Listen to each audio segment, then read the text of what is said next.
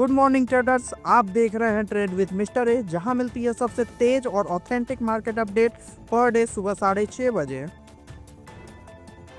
चलिए शुरू करते हैं। गवर्नमेंट सोर्सेज के मुताबिक इंडिया ने ओमान के साथ एफटीए नेगोशिएशन कंक्लूड कर लिए हैं और एग्रीमेंट जल्द ही साइन होने वाले हैं।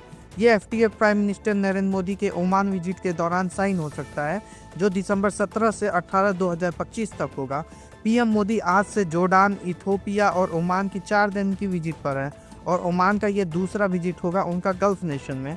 कॉमर्स सेक्रेटरी राजेश अग्रवाल के अकॉर्डिंग इंडिया कई एफटीए नेगोशिएशन में एंगेज्ड है, जैसे कि US, Canada, European Union, Peru, Chile और न्यूजीलैंड के साथ बातचीत फाइनल स्टेज में है। साथ ही नेगोशिएशन कतार और इजराइल के साथ शुरू होने वाले हैं और मालदीव के साथ टीओआर साइन हो चुका है। एशियन एफटीए का रिव्यू भी चल रहा है। दूसरी बड़ी खबर पर नजर डालते हैं। कॉमर्स सेक्रेटरी राजेश अग्रवाल ने कल बताया कि इंडिया और यूएस वेरी क्लोज हैं अपने इनिशियल ट्रेड एग्रीमेंट फाइनलाइज करने के लिए, जो रेसिप्रोकल टैरिफ्स को एड्रेस करेगा। दोस्तों, ये डील 2 पार्ट्स में है। Full flat bilateral trade agreement, जिसके टर्म्स ऑफ रेफरेंस हमने मार्च में साइन किए थे। इंटरिम फ्रेमवर्क डील, जो जल्दी से जल्दी रेसिप्रोकल टैरिफ्स को एड्रेस करेगा। अग्रवाल के मुताबिक अभी 6 formal rounds of negotiation complete हो चुके हैं। ईयू के साथ नेगोशिएशन में भी फाइनल स्टेज है, जहां सिर्फ कुछ टॉपिक्स बचे हैं। डिफरेंसेस ग्रेजुअली रिजॉल्व हो चुके हैं। आगे बढ़ने से पहले अगर आप अभी तक हमारे चैनल को सब्सक्राइब नहीं किए हैं तो जल्दी से सब्सक्राइब कर लें, ताकि आप कोई भी अपडेट मिस ना करें। अब बात करते हैं यूएस H-1B वीजा वर्क पर नए रेगुलेशंस की। यूएस प्रेसिडेंट डोनाल्ड ट्रंप ने अनाउंस किया है कि न्यू H-1B वर्कर्स के लिए $1 लाख फी एप्लीकेबल होगी, जो यूएस के बाहर से हायर किए जा रहे हैं।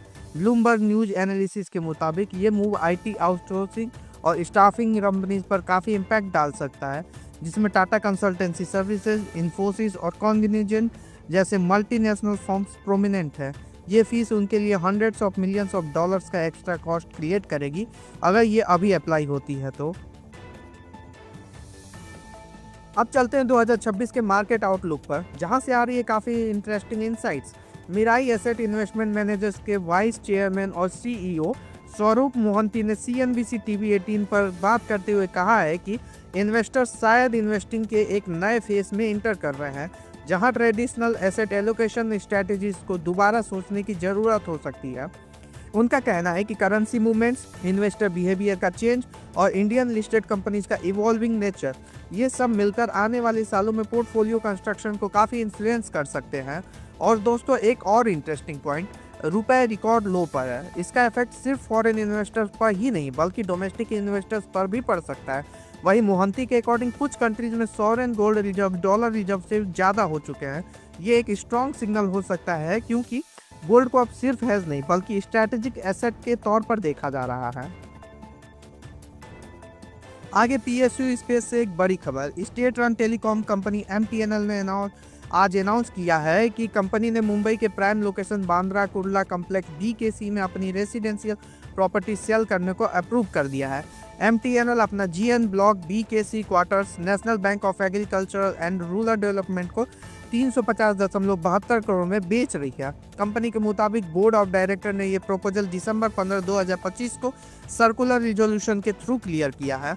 इस एसेट में टोटल 28 रेसिडेंशियल क्वार्टर हैं, जो MMRDA plot number R4 BKC Bandra east Mumbai में लोकेटेड है। आगे बढ़ते हैं। इंफ्रास्ट्रक्चर सेक्टर से आई है एक important update. KNR constructions limited ने आज मार्केट को इन्फॉर्म किया है कि कंपनी को 72.3 करोड़ का इनकम टैक्स डिमांड नोटिस मिला है। इसमें से लगभग 42.33 करोड़ सिर्फ इंटरेस्ट का अमाउंट है। कंपनी के मुताबिक ये under assistant commissioner of income tax Hyderabad के तरफ से इशू हुआ है और दिसंबर 13 को रात 9:15 पे रिसीव हुआ है।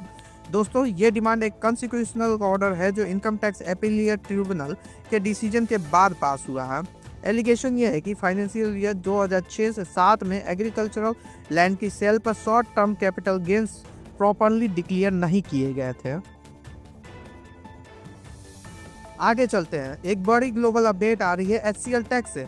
HCL टेक्नोलॉजी ने आज बताया है कि उसने अपनी डिजिटल ट्रांसफॉर्मेशन पार्टनरशिप को एक्सपेंड किया है ऑरोबे टेक्नोलॉजी के साथ, जो हॉर्स पावर ट्रेन का एक डिवीजन है।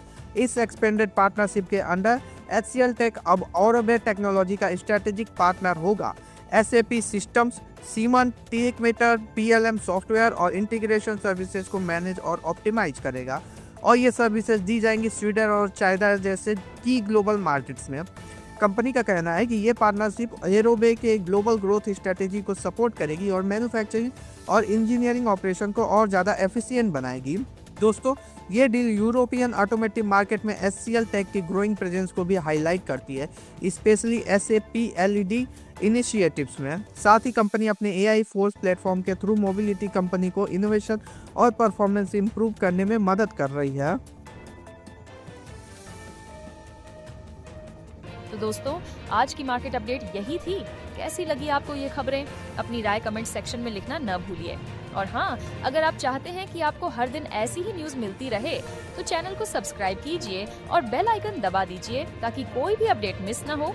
मिलेंगे कल नए अपडेट्स के साथ, तब तक के लिए हैप्पी ट्रेडिंग।